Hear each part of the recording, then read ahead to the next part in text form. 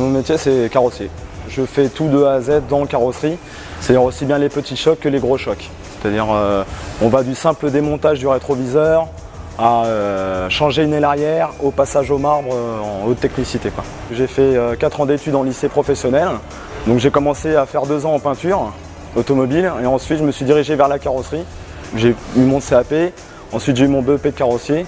J'ai commencé à travailler en peinture et puis je me suis dirigé vraiment dans la carrosserie à 100%, quoi.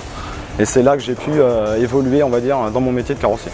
Ce qui m'intéresse moi, c'est la diversité, on va dire, dans le métier même. C'est-à-dire que c'est jamais pareil quand on travaille sur un choc ou un autre. C'est toujours différent. On aborde toujours, on va dire, le problème différemment d'un choc ou un autre. Donc on va dire qu'on ne se lasse pas, on se lasse moins. Aujourd'hui, j'ai travaillé sur un choc arrière, sur un véhicule d'un client qui s'est fait rentrer dedans.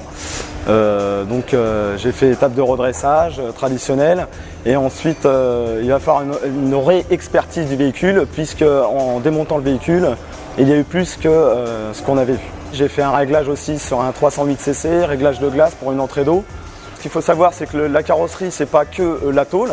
Aujourd'hui, il y a le plastique qui rentre en matière, beaucoup de matière plastique. Et aussi, dans notre formation, on va dire complémentaire de carrossier, il faut savoir faire aussi les trains avant, c'est-à-dire la mécanique primaire, c'est-à-dire les berceaux, les trains avant, les amortisseurs. Donc ça, c'est aussi une connaissance supplémentaire qu'il faut acquérir parce que parfois, le mécanicien ou les mécaniciens ne sont pas disponibles. Et aussi, à savoir le contrôle de train avant.